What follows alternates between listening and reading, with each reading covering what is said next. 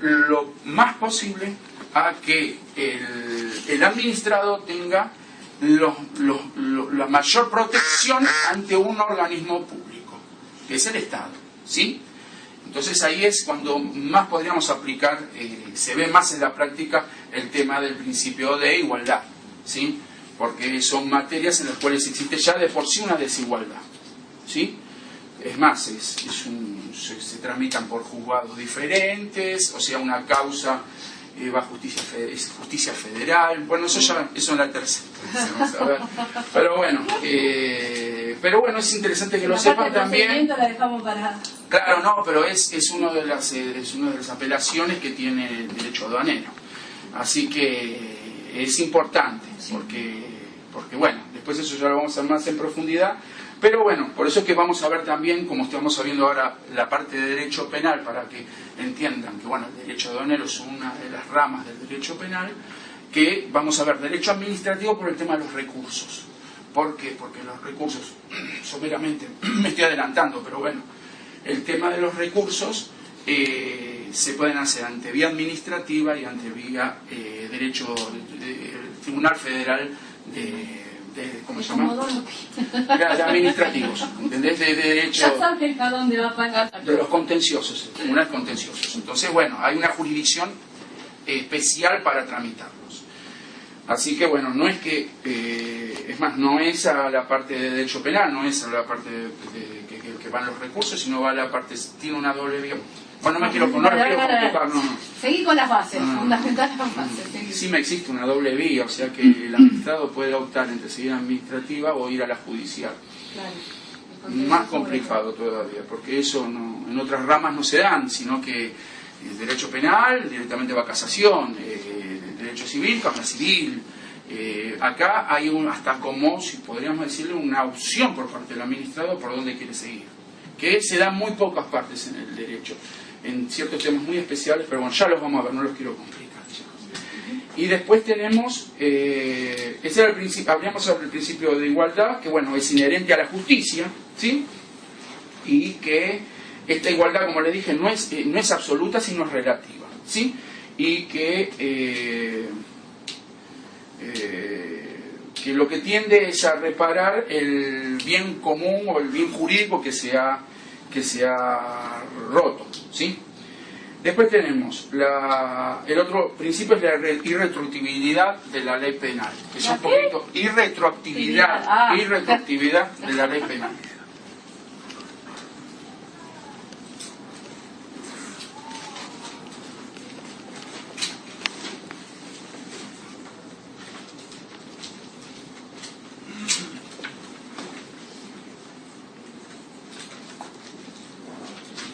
Muy bien.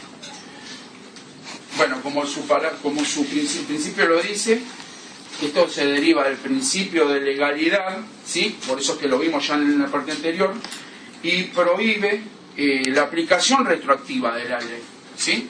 Como habíamos dicho antes, yo no puedo aplicar una ley si hasta ese... Esto es primordial en derecho penal. En otros tipos de ramas se puede llegar a dar, pero en derecho penal es muy importante, porque hasta el momento ese no existía delito. Al no existir delito no es punible. Entonces yo no puedo hacer retroactiva la ley a hechos anteriores a la sanción de la ley, porque hasta ese momento estaba permitido. Entonces yo no puedo castigar a una persona por algo que en ese momento esa persona lo estaba haciendo dentro del marco legal. Era algo que tenía permitido, ¿sí? Entonces ese es el principio más importante de la retroactividad. O sea, tiene que haber una ley vigente, no se puede sancionar a alguien que se cometió algo. No. La ley no tiene un efecto retroactivo. Si yo a partir de mañana considero que esta conducta es disvaliosa, eso es importantísimo. Es disvaliosa, ¿sí? O sea que la sociedad entiende que esta conducta es una conducta que es punible, disvaliosa, y quiere protegerla, lo hace desde este momento para adelante, no lo puede hacer para atrás, porque anteriormente eso no era un delito. Y es muy importante el derecho penal, porque en otras ramas del derecho es un poco más flexible, pero igual el principio de retroactividad en general es para todas las ramas. Pero en derecho penal más que nada, porque estamos hablando que En derecho penal, la sanción más importante es el castigo de prisión para una persona. Va en juego la libertad de la persona, ¿sí? En otras ramas del derecho estaríamos hablando de castigos pecuniarios, ¿sí? Que bueno, duelen, a todos seguro nos duele un castigo de una multa pecuniariamente, pero la prisión estamos hablando de otro tema. Entonces, en derecho penal es importantísimo tener muy bien en claro eso, porque lo que está en juego es la libertad de las personas. Entonces, por eso mismo, siempre se establece la irretroactividad de la ley, porque al momento de que esa persona cometió ese hecho, no era punible. Entonces, no se puede aplicar una ley con efecto retroactivo, ¿sí?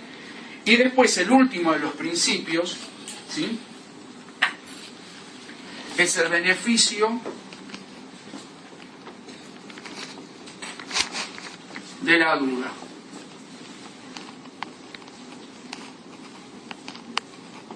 Que en derecho penal se llama indubio pro reo. ¿Sí? Eso es en latín. Bueno, indubio pro reo, que en las distintas ramas del derecho se va aplicando. Derecho laboral es indubio pro operario. ¿Qué quiere decir? El indubio es, en caso de duda, este principio es bien aplicable para los jueces. Cuando un juez tiene duda, o sea, que no se encuentra probado el hecho o la medida que él considera o tiene que examinar, ¿sí?, si tiene duda, siempre tiene que fallar a favor del reo en caso del derecho penal, del operario en el derecho laboral, en el derecho civil, de la persona a la cual le hace el reclamo. O sea, cuando un juez duda, tiene una duda, o sea, no tiene la certeza de que lo que tiene que hacer de las pruebas surge y él tiene una duda, tiene que siempre fallar a favor del reo en este caso. Más en derecho penal todavía, porque estamos hablando de castigos muy, muy severos. Entonces, más todavía, si él duda, él tiene que tener la certeza de que lo que está aplicando surge de las pruebas y es lo que tiene que aplicar. Si dudó, él tiene que darle la derecha a el que es acusado. También eso surge todo un tema del principio de inocencia. ¿Por qué? Porque ya lo vamos a ver posteriormente, entre los principios, otro es que toda persona es inocente hasta que se le demuestre lo contrario. O sea que todo se basa de un principio de inocencia y hay que demostrarle a la persona de que es culpable, no que ella es inocente. ¿Sí? El juicio, todo juicio se basa en ese principio, ¿sí? Que hay que demostrar que es culpable, no de que la persona tiene que demostrar que es inocente. Entonces, si no se le pudo probar cierto hecho, ¿sí?, el juez al dudarlo tiene que decir, tengo que fallar a favor de la persona porque no puedo condenarla si yo no tengo la certeza de que esta persona es culpable. ¿Sí? Bárbaro. Esto lo copiaron, ¿no es cierto, chicos? Sí, sí.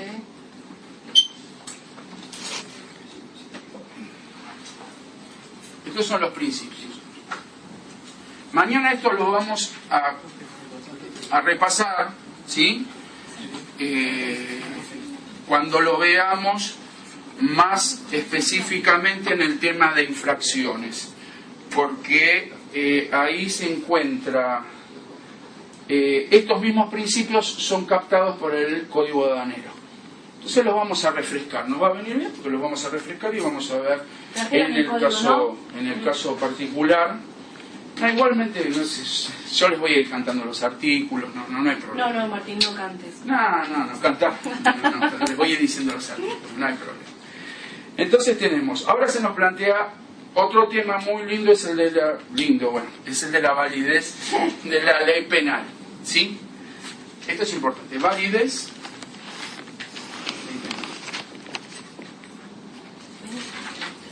Ley penal.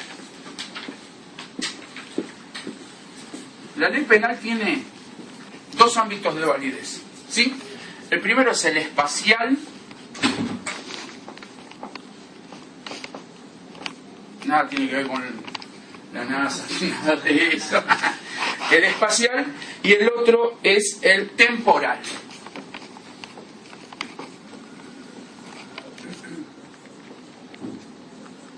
las otras ramas del derecho también lo tienen, ¿no? Se los digo desde el punto de vista penal porque estamos viendo la parte penal, pero bueno. La parte espacial, ¿sí? Es la porción de territorio en la cual la ley tiene vigencia, ¿sí? Entonces tenemos, es un principio territorial, ¿sí? Espacial por territorio, ¿sí? Por ahí, de ahí viene que los juzgados, ¿sí? Tienen ciertas jurisdicciones, de ahí se desprende la jurisdicción, que un juzgado existan distintos juzgados por territorio, ¿sí? En Capital Federal tenemos los juzgados de Capital Federal, tenemos a su vez, el caso más en las provincias no sé, les voy a explicar un poquito del tema de lo que es el sistema jurídico en general de los tribunales. En las provincias es un poco más simple, ¿sí? Porque tenemos los tribunales de cada uno de los departamentos judiciales de la provincia. Eso después tiene una apelación en lo que es una cámara provincial y una corte provincial, ¿sí? Donde se confunde un poco es en Capital Federal, porque en Capital Federal coexisten dos tipos de andamiajes jurídicos. El tema de, tenemos los juzgados de la justicia de Capital Federal, ¿sí? Que dependen del gobierno de la ciudad de Buenos Aires, ¿sí? Y que tratan contraversiones, no tratan problemas, leyes. Y después tenemos los juzgados nacionales. Nacionales porque es como es un territorio nacional. Entonces ahí es donde vemos lo que convive, lo que sería la parte de las provincias en la capital, y los temas nacionales en juzgados nacionales que tratan temas por materia, ¿sí? Pero ya a un nivel de leyes nacionales, ¿sí? Y a su vez tenemos los juzgados federales. Pero bueno, los juzgados federales ya son por la materia y se complica un poco más la cosa. Pero lo que quiero que veas es que conviven distintos tipos de materia, distintos tipos de juzgados en un mismo territorio. Que estamos hablando de la parte espacial, el territorio, ¿sí? Después, ¿qué pasa? Este tema de la espacialidad, de la territorialidad, ¿sí? Lo que marca es que va a entender ese juzgado en los delitos que ocurran en ese territorio, ¿sí? Y eso es muy importante para el tema de cuando tenemos que presentar algún tipo de, una acción judicial. Lo que primero tenemos que ver es cuál es el territorio en el cual se produjo el hecho. Y vámonos a un poquito al tema aduanero, y va a entender la aduana de cada una de esas jurisdicciones, ¿sí? O sea, la territorialidad le da que dentro de ese territorio todos los hechos que se produzcan van a ser juzgados por esa ley, ¿sí? Después tenemos el tema del temporal, ¿sí? Del tiempo, ¿sí? Se rige, como habíamos dicho antes, por el principio de la ley vigente al momento, ¿sí? De comisión del delito. Volvimos de nuevo al principio anterior. Ven cómo todo está relacionado. O sea, que el momento de la comisión del delito nos va a marcar la ley que se aplica en ese momento, ¿sí?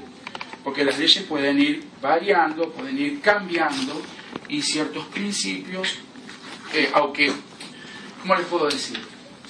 No es que se cambió la conducta punible, un ejemplo, pero se pueden cambiar las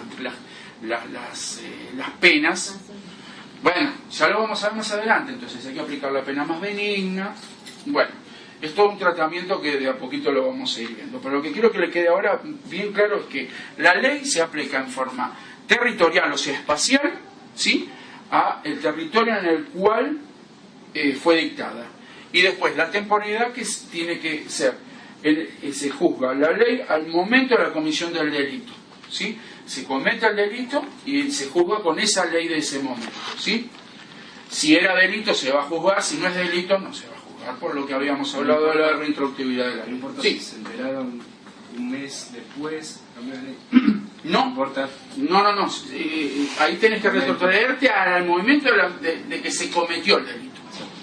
Si después, eso sucede muy habitualmente, porque por ahí de la investigación o algo se hace posterior, estamos hablando de años, imagínense lo que es la justicia, es algo que no es muy rápido que digamos, pero bueno, siempre se tiene que marcar el momento de la comisión del delito, o sea que ese es el momento. Eso ya lo vamos a ver y no los quiero complicar en el tema de las prescripciones, y ya lo vamos a ver posteriormente. Claro, pero hay muchas prescripciones, ya las vamos a ver, ya se los quiero ver, pero el tema de las prescripciones, ahí ves todo el tema de los momentos, o sea, cuando se empiezan a contar, desde la comisión, el primer día del año hábil del siguiente, la comisión del hecho, de que se dejó de hacer el acto, porque hay actos que no son de una sola vez, de un solo momento, sino que se empiezan se cometen y tienen una duración en el tiempo, entonces hay que determinar en qué momento. No la quiero complicar, de a poquito vamos a ir viendo. Ustedes vayan preguntando, pero es la del momento de comisión del hecho, aunque se descubra posteriormente, ¿sí? Después tenemos. Ahora vamos a empezar a ver cómo el derecho penal o aduanero empieza a articularse dentro del derecho penal, ¿sí? Entonces tenemos que primero el derecho penal aduanero es un derecho penal especial, ¿sí? Y como tal, ¿sí? Tiene una característica económica, ¿sí? Entonces tenemos, al tener una naturaleza económica, ¿sí? Y estar íntimamente vinculado con políticas económicas, ¿sí? Forma parte del derecho penal económico, ¿sí? O sea, en primer paso, el derecho penal aduanero, el derecho aduanero es un derecho penal especial, ¿sí? Y forma parte a su vez del derecho penal económico, ¿sí? Pero como derecho penal especial no adquiere autonomía, siempre va a estar relacionado al derecho penal, que es el general. ¿Qué quiero decir con eso? Va a existir, la parte especial es que tiene normas especiales, ¿sí? En un primer momento todo lo que es derecho aduanero se va a regir por el Código Aduanero. Cuando el Código Aduanero no sea suficiente o exista alguna duda acerca de la aplicación de la norma, se va al Código Penal, porque es la fuente. Eso es muy importante, ¿sí? ¿Sí? Entonces tenemos, eso está establecido en un artículo, que es el artículo 861 del Código Aduanero, ¿sí? Que dice que no tiene una autonomía propia, sino que necesita alimentarse de los principios generales del derecho penal común. Y ese artículo, el 861, establece la aplicación supletoria de las disposiciones generales del Código Penal, ¿sí? Esta fue una pregunta del examen. Bueno, eso es importante, ¿sí? Eso, entiéndanlo. Toda materia especial no es absoluta. ¿Por qué? Porque ya es absurdo legislar sobre cosas que ya existen en la parte general. Entonces es así, cuando no se encuentra en la parte especial, en cualquier materia, le digo aduanero, le digo laboral, le digo civil, en lo que sea, ¿sí? Civil, una ley, civil, propiedad horizontal, vamos a un ejemplo, no existe dentro de la parte de propiedad horizontal, para poder yo resolver ese caso, me voy al Código Civil, es automático, ¿sí? Las leyes especiales siempre remiten a la ley general que están en los códigos. Las leyes generales son los códigos: Código Penal, Código Civil, Código Laboral, ¿sí? Lo de procedimientos administrativos en la parte administrativa, ¿sí? No está codificado, sino es una ley, ¿sí?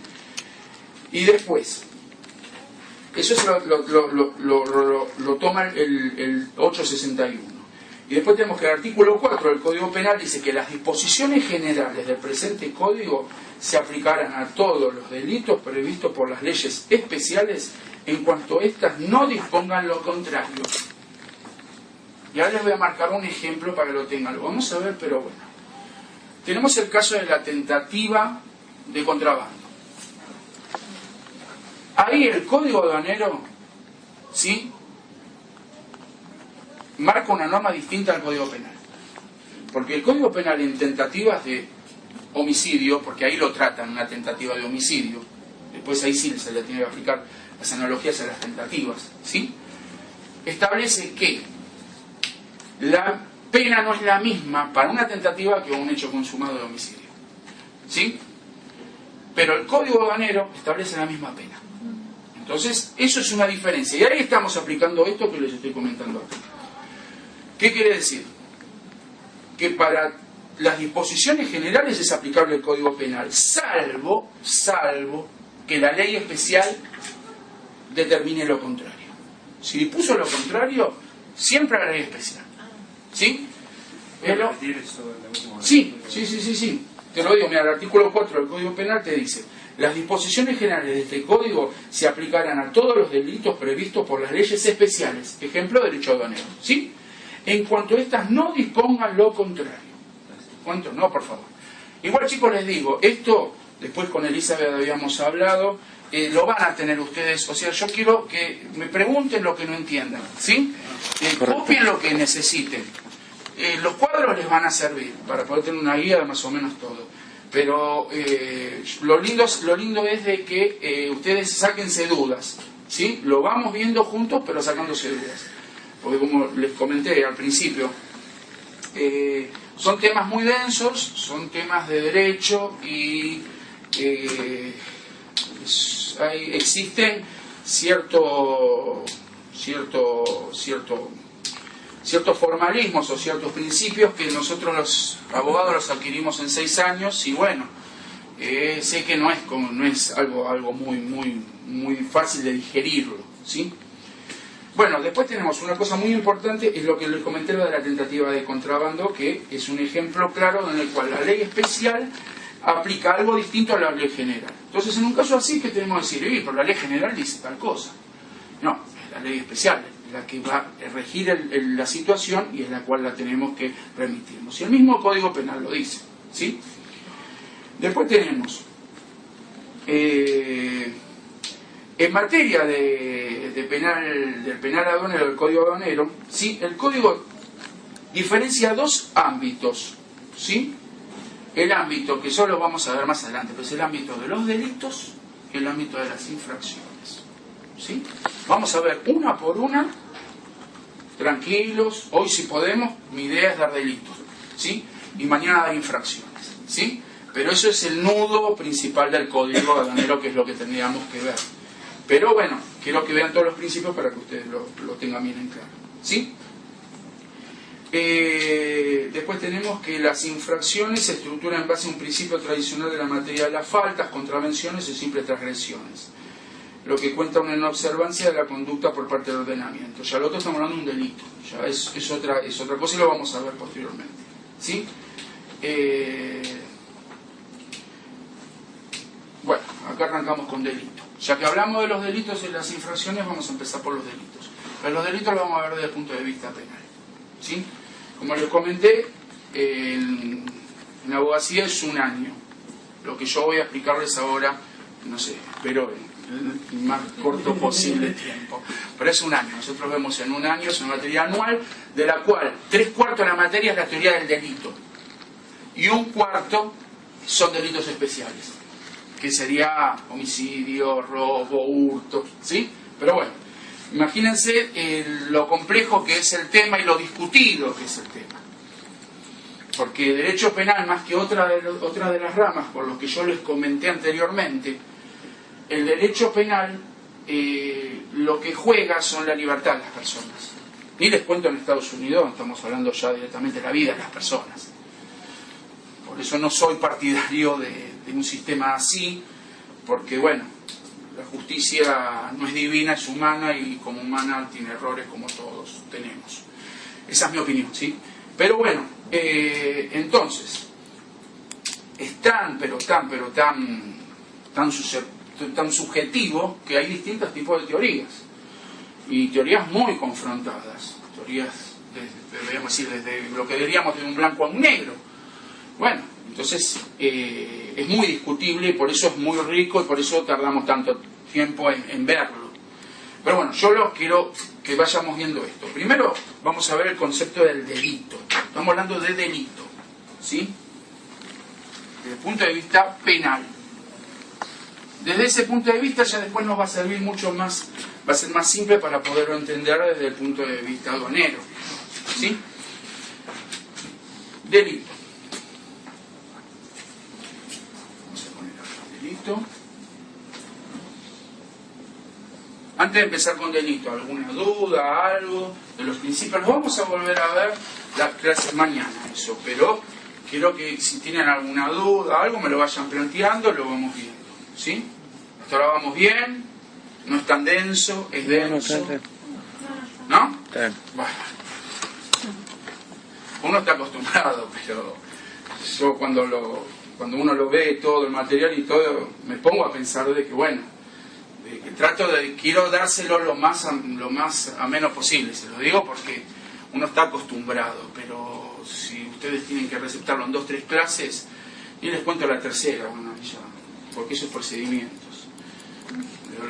No, procedimientos es totalmente engorroso, es algo muy engorroso y complicado, son recursos, y bueno, yo quiero que lo sepan, pero bueno, son temas muy específicos. Bueno, delito, entonces tenemos primero, delito. Es un lindo. Acción. Para que haya delito tiene que haber todos estos supuestos, chicos.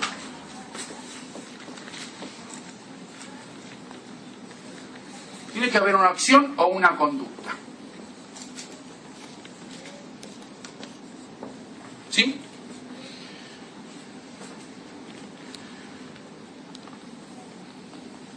Primero les voy a decir el concepto.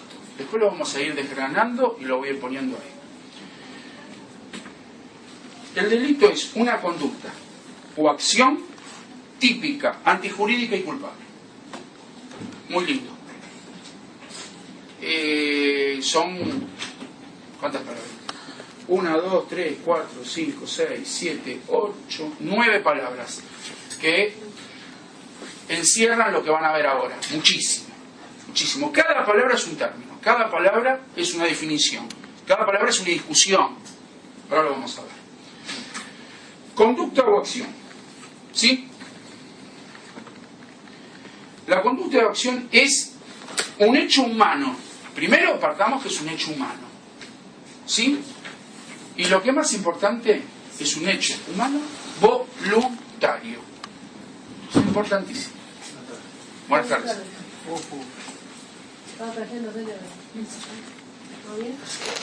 Che, chicos, quédense tranquilos. Allá. Yo les voy a facilitar un apunte mío. ¿Ok? Personal. No saben lo que vale un apunte personal. Oro. ¿Está? O sea, que lo que está explicando Martín, que está poniéndole las flores, o sea, le está poniendo sangre a la letra muerta, en un momento dudé. Que no, que tomen apunte. Como hacen en la facultad, jodete y... Uy, no, perdón, está pero, ¿viste? No, bueno, ¿ok? Después se lo voy a dar, se lo sacan entre ustedes. ¿Todo eso? Todo esto. Pero está resumido. Sí. ¿Ya sentiste? Sí, está resumido. Está de 10 este apunte. Sí. ¿Está? Seguimos. Vale. A las 20 tomamos un receso, ¿les parece? Estamos hablando de una conducta. La acción o conducta primero presupone que es un hecho humano. Y ese hecho humano es voluntario.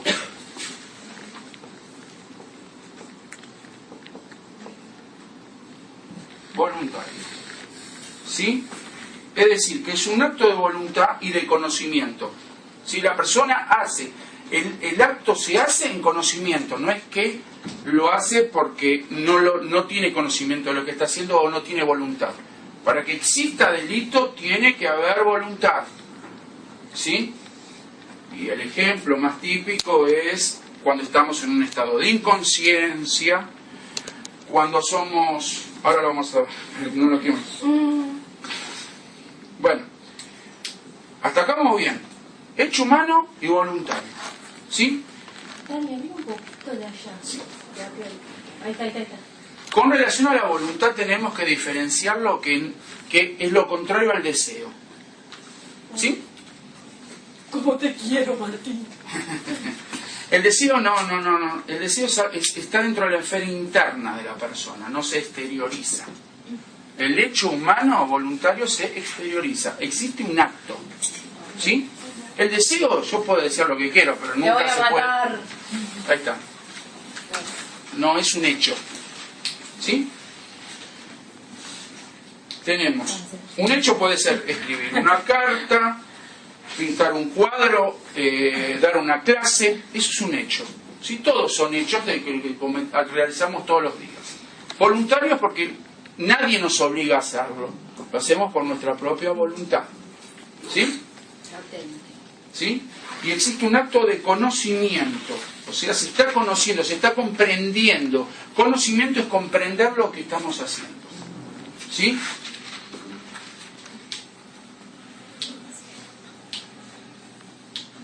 Este hecho, ¿sí?, no altera el objeto. O sea, este hecho humano no altera el objeto. ¿Qué estamos haciendo nosotros? Nosotros ahora estamos estudiando derecho penal o no estamos cambiando la ley penal. La estamos estudiando. ¿Sí? Existe un hecho que es de conocimiento. Nos estamos poniendo en conocimiento. ¿Sí? La conducta, como pusimos, debe ser voluntaria. ¿Sí? Como dijimos antes, no basta con un simple deseo, sino que existe voluntad. Si no hay voluntad, no hay conducta. ¿Sí? Si no hay voluntad, no hay conducta. Eso va unido uno a otro. ¿Sí? Y ese acto humano, ese hecho humano, ¿sí?, debe estar libre. O sea, dos ejemplos, ahora les voy a dar dos ejemplos en los cuales no existe un hecho humano voluntario, ¿sí? Uno es la fuerza física irresistible. ¿Qué es fuerza física irresistible? ¿Sí? Se explica con un ejemplo. Yo estoy mirando algo en una vidriera, viene otra persona y me empuja. Yo me meto, rompo toda la vidriera, rompo todo lo que hay ahí adentro. Me llevo el tapado a casa.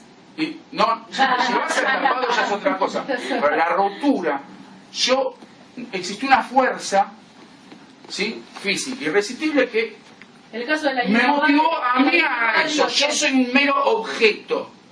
El caso de la hiena Barrio, que fue que boom, le pegó con la camioneta al 100. Ese es el caso, bueno, ese es el caso de a quien él choca. Claro. Eso es un ejemplo típico de la fuerza física irresistible.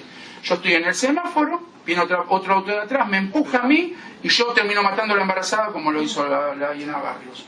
Esa persona que está es un objeto, es un mero objeto. No hay voluntad, no existe voluntad por parte de él de querer atropellar a la persona o... La culpa era el que estaba atrás, el que fue el que agarró y el que lo empujó, el que para que suceda eso. ¿Cómo? Sí, sí, estás queriendo decir eso. Claro. La persona actúa como un mero objeto. ¿Sí? Entonces tenemos, ahí no hay delito. Porque ya no puede existir voluntad. Claro. No hay voluntad.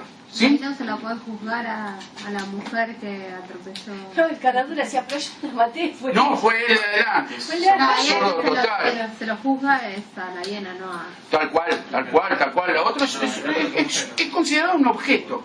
Es considerado un objeto y además se va manejando por las leyes de la física directamente, porque fue empujado, como hablábamos lo de la vidriera, el caso que dice Elizabeth, perfecto. En ese caso se juzga a la otra persona, esa persona podrá ser citada en el juicio. Lo primero que va a poder argumentar es esto, que no existió voluntad por fuerza física irresistible. Bueno, a veces es absurdo porque muchas veces uno escucha los argumentos de defensa de los abogados y una cosa o la otra, y hay veces que, bueno, se plantean cosas que ya saben de un vamos que van a ser rechazadas, porque, bueno, pero bueno, cada uno puede plantear la defensa que uno quiera, pero bueno, en este caso, esta persona va a poder argumentar esto, ¿sí? Y nadie le va a caber la duda. ¿Querés hacer una puntita? Es el Sí. mismo caso que los choques en cadena. Claro. Igualmente creo que cada auto es responsable de quien choca adelante. La Ah. trompa tuya es la que...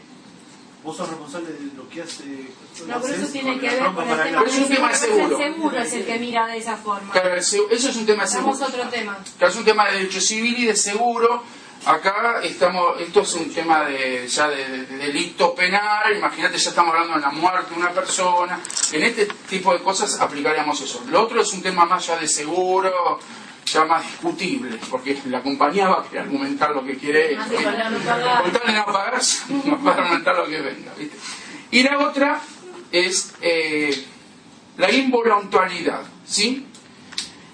Cuando hay, entonces teníamos de que con relación a la voluntad teníamos la fuerza física irresistible, FFI. sí,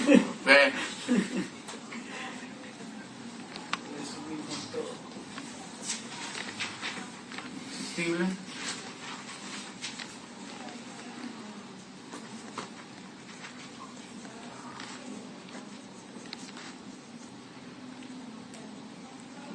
El otro es la involuntariedad. Cuando no hay voluntad, ¿sí? Y cuando tenemos un caso así, un caso de incapacidad psíquica de conducta. Y aunque les parezca mentira, el típico caso de facultad es el caso de la hipnosis, aunque sea desconocido. Se ha probado en ciertos casos que existe el tema de la hipnosis y que la persona no está actuando con un tema de voluntad y se tiene en cuenta, ¿sí? Y el caso muy típico es el caso de los actos reflejos, ¿sí? Famoso caso de la mujer que es Del mamá. odontólogo. No, de la mujer, del odontólogo no, de la mujer que es mamá y da de amamantar, se queda dormida y ahoga al chico. Ese es un caso de que no tiene una incapacidad psíquica, no psíquica de que sea demente, no lo entiendan por ahí, sino de que no tiene conocimiento de la conducta que está haciendo. ¿Sí? El sonámbulo. Sonambulismo, sí. Sonambulismo, se levanta, va, agarra. Yo he conocido gente que ha ido a la cocina, llevaba la basura a la calle, volvía. Ahí estamos, muy lindo sería. Si es verdaderamente lo que pasó. ¿Ves? La defensa que están argumentando sería esa. ¿Entendés? De que le agarró el ataque diabético, entonces él no podía manejar la situación. ¿Sí? En ese caso. ¿Sí? ¿Y es obligado? No, ahí estamos en otro campo. Si está obligado, estaríamos no la parte de inconsciencia, sino de que existe un hecho coercitivo contra la voluntad, de que él no está actuando sobre su voluntad, sino presionado, ya de dos tipos, puede ser físicamente o psicológicamente. Eso lo vamos a ver posteriormente. Sí. Está bajo el efecto del alcohol o y bueno, ahí tampoco, ahí no existe, no está manejando. Se tiene que comprobar que esa persona estaba en un estado de inconsciencia, pero sería uno de los... Qué loco que no se toma Sí. como agravante, sino como atenuante. Porque no, pero lo que hay que probar es que verdaderamente la persona no comprendía la intencionalidad, la voluntad de sus actos. Y bueno, o sea, es un tema ya pericial médico eso. Pero por ejemplo, cuando Sí. uno hace un choque o algo estando Sí. alcoholizado, pero eso supuestamente no estaba penado por ley. No, estar penado está, lo que pasa es un estado... Claro, sí, existe una pena como un agravante, ahí se utiliza como un agravante, pero hay que medir hasta qué grado de inconsciencia estaba la persona para poder no comprender la voluntad, la intencionalidad de sus actos. Todo es como les digo, todo es muy discutible, ¿entienden? Es algo todo muy sobre pinzas y todo se puede discutir. Y eso hay que bajarlo al caso particular, que eso siempre es así. Todo el derecho es la letra fría, pero hay que bajarlo al caso.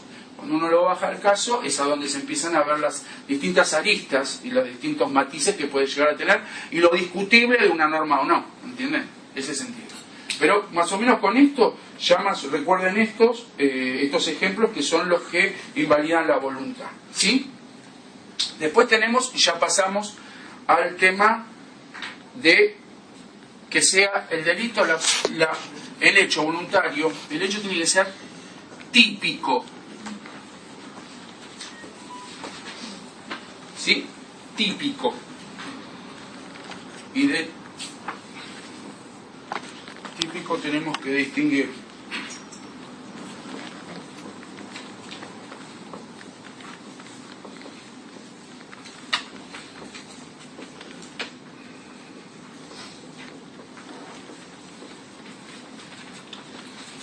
la tipicidad y el tipo penal. Bueno, o sea, cuando una vez que se estableció que hubo conducta, como habíamos dicho antes, por parte de un sujeto, debemos determinar que esa conducta, ¿sí? Sea típica. Típica, ¿qué quiere decir? Que, como dijimos antes, en el derecho penal está prohibido aplicar la analogía. ¿Sí? Por lo que una conducta, para ser considerada delito, la misma tiene que estar establecida por una norma jurídica. Volvemos a lo que hablábamos anteriormente. ¿Sí? O sea, debe ser típica. Una norma para poder ser punible tiene que estar normada. Una conducta tiene que estar normada como disvaliosa, como prohibida. ¿Sí? Tipificada. ¿Sí? En el ordenamiento. En el Código Penal. En el Código Penal para delitos penales, códigos, cada una de las ramas. Por eso hace años tenían problemas con el tema de la informática, con la instrucción de máquinas. Claro, porque no existía, había una laguna jurídica en ese sentido. Claro, no estaba tipificado, entonces no se podía juzgar por analogía. No, porque como había dicho anteriormente, el derecho penal sí o sí tiene, más que en cualquiera de las otras ramas del derecho, tiene que estar tipificado. No se puede aplicar casos por analogía, ¿sí? Se pueden, sí, tener en cuenta cuando un juez tiene que fallar la jurisprudencia, pero no esto es parecido a esto, por eso lo aplico, no. Tiene que estar en el artículo, si no, no lo puedo aplicar. Si no, está permitido, porque va del principio del derecho penal. Todo está permitido mientras no esté prohibido. O sea, si no está expresamente prohibido, está permitido. Es así. Bueno, después la tipicidad es la característica que tiene esa conducta, en virtud de estar adecuada a un tipo penal. Primero es típica porque está establecida por un artículo, ¿sí? Y esa conducta, ¿sí?, tiene tipicidad porque se encuadra en el artículo, ¿sí?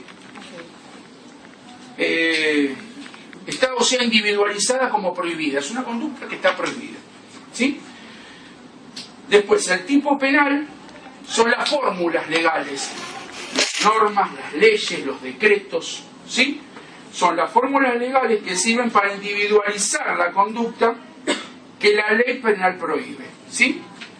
Y tenemos que estas normas describen a la conducta como prohibida por dicha norma. Y el único que puede crear, ¿sí?, suprimir o modificar los tipos penales es el legislador, ¿sí? O sea, el poder legislativo. Ni el judicial ni el ejecutivo. El único que puede, eso es en derecho penal, es una máxima, ¿sí? El único que puede crear, modificar, ¿sí?, o suprimir los delitos es el poder legislativo, ¿sí? Después tenemos un ejemplo de tipicidad. Bueno, tenemos el tipo penal, es ejemplo de homicidio simple, artículo 79 del Código Penal, que dice que una persona que matase a otro, bueno, es homicidio simple, eso es el tipo, ¿sí?